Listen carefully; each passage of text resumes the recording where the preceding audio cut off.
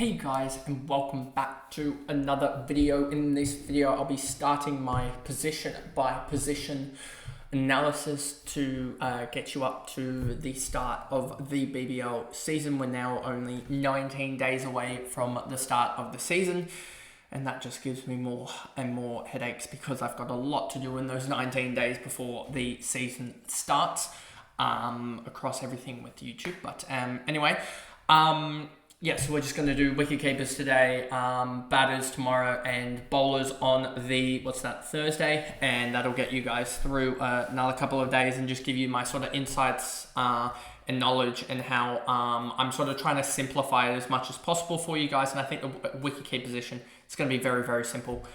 You're going to see it's down to, 3 teams and about 3 players, I would say. Maybe 4 if you on the technicality. But anyway, let's just jump into this here. I'm going to go with, and I think the best way to start this is actually how to start this from the bottom. And the bottom guy, Jake Doran, only 39.5k player available. Simply put, needed, thank you, easy done, that's it. Like, he's just there. And because now we get into these 58.5kers, Harry Nielsen, 58.5k. There was news coming out today that England named their 11 for the first test against New Zealand, and Ollie Pope dropped down to 6, which could mean that he's been dropped. If that is the case, he could come back early enough, but we sort of, speaking to others, expect him not to get released. And I think the same sentiment can be said for the likes of Josh Inglis, even though I think he may even be playing by the time the third test rolls around and the BBL starts. But Harry Nielsen probably could get games, but also could not. So I wouldn't be thinking about him in terms of a cash generation. Similar theory with Sam Harper. Probably isn't going to get games now that Joe Clark's there from the start. So I wouldn't be going with him. Matty Gilkes is behind Sam Billings, Cam Bancroft, and no one else, but still behind 2 others. Pretty much the same theory that he won't get games. And at 58.5k, you may as well go down to Jake Doran, who is behind McDermott, Wade, and Hope, all with the gloves. So, yeah, he is. I don't know how he gets games, to be honest with you, as I would be playing dual over him anyway if you needed a bat only. And a bat only left-hander, I believe he's a lefty. So, yeah, I don't think he gets games. So, that's simply put. Then you've got, so that's all the cheapies. Then when you get to Bancroft, Pearson, and also Billings, sort of these guys that are below that 117.5 threshold. Bancroft won't get the gloves, I don't think, so I just don't think he's going to be relevant. Unless, if I remember correctly, Billings might leave early, which might be just before the double for the Thunder. But then again, I think you're just probably going to be running a single guy on that because the Thunder aren't the greatest team, to be honest with you, and I don't think they'll have the best SuperCoach scoring. So, yeah, I don't expect Bancroft to be the one that a lot of people go for even late on in the season. Definitely not a starter pick, but I don't think even throughout the season. I think the wicketkeeper's position, most players that I've sort of spoken to, most people are saying, I want to get it sewn up pretty early with what I'm going to do and not have to bother with it for the rest of the year. Pearson as well, I think he keeps over Allsop, but I just don't think there's much value there, to be honest with you. And I think a lot of people will be taking on a player on a single rather than Pearson and some others on the double in round 2, etc.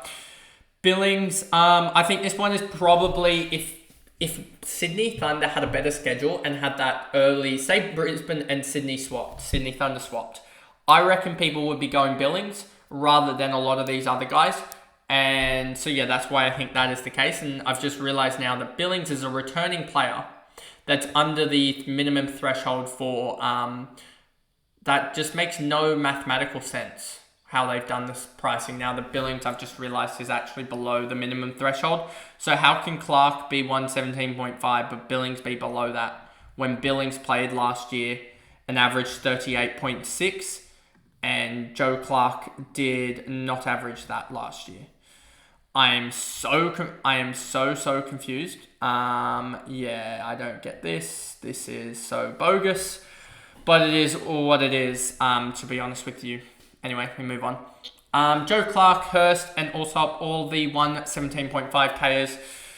It sucks that Joe Clark is this price, probably because it doesn't allow us to get that sort of 100k guy on the bench or something, the real premium guy that we want on the bench, or get that like Sean Abbott type guy instead of one of these Renegades guys. But it is what it is. He'll be fine. I think he's a good chance of at the MCG. I think they play Optus Stadium. Sorry, they play early on. I think at Optus Stadium and other grounds he could do really well, and honestly he could put up a 100 score in the first couple rounds. In the first round or so, and that would get him up. I would think 6, 7, 8k, and 100 score 6, 7, 8k rise. That would get him close to Philippe's price, which is what I have intentions. If Joe Clark, because he's a forced trade out, if he can match the gap to Philippe. And Philippe's price really doesn't matter in round 1, to be honest with you, after round 1, because once I get him, then he's just it's sort of a sunk cost almost. After that, his team value, his price doesn't really matter. So if he can actually go as low as, can go really low and then just flip his form around, that would be really nice. So yeah, that would be the best thing is that Clark ends up at round 1 with a higher price than Philippe for my plans. Hurst, a guy that I think it depends on what happens with Inglis, like I was saying with Pope. Inglis, I think, could get released, but I don't expect him to do. With the way that Australia performed in the most recent test, they got smashed. Their batters didn't hold up. One of the worst, I think it was the second worst top 4 performance of all time across 2 innings. The top 4 only contributing, I think, 28 runs. And the top 5, I think, only 65 runs, so it wasn't even that much better. So yeah, just really, really poor performance from all the guys there. And it is what it is. And so I don't expect Inglis to get released. I expect him almost to be a debut in the 3rd test, to be honest with you at this point. But yeah, Matthew Hurst could get the gloves, which would help in round 2, but I don't think I'd go to... I want to limit the wicketkeeper trades because I effectively almost see them as a batter only. And you want to limit those batter-only trades because they're not the game breakers at the end of the day. It is the bowlers, it's the bowling all-rounders that are the game breakers. So yeah, that's how I would look at that.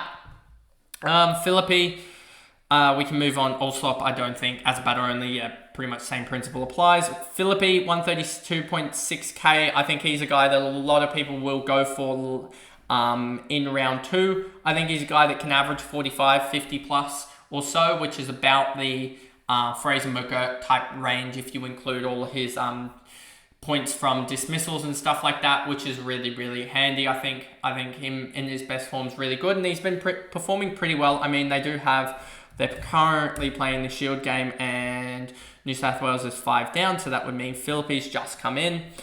Philippe and Chris Green came in as a night watchman. That's not the greatest, but yeah, Philippe 4 off 21 or 5 off 22, something like that. So he's performing all right, getting the job done there. Hopefully, well, I mean, he's just started his innings, but hopefully he can find some good form there as well as going into the season. That would be pretty good to see him in form. McDermott, Wade, and Shea Hope, we can basically all put in the they're not going to be valuable because of the fixtures thing, but could be valuable in round 8. I think, do Hobart have round 8? Hobart might have the last round, so those guys could be valuable then, just because a 2 get... But then again, you're probably just going to go for the bowlers there, rather than the batters, unless Philippe is in such bad form. Inglis, already talked about him. Ben Duckett isn't available round 1, could be valuable in round 3, but then again, I'd probably just go for the cheaper version of Philippe, because 20k that you can spend on a... 20k is the difference between, for instance, like a Fergus O'Neill and a like a Sean Abbott type or something like that, or a Tom Rogers to a Sean Abbott. Who else? Even just like an Adam Zampa to like a Hayden Kerr or something like that, or even a Jackson Bird, etc. There's all that there, and also that's the difference between like a Jackson Bird and a Paul Walter or something like that, I believe. So that's just what I'm seeing it as, pretty much.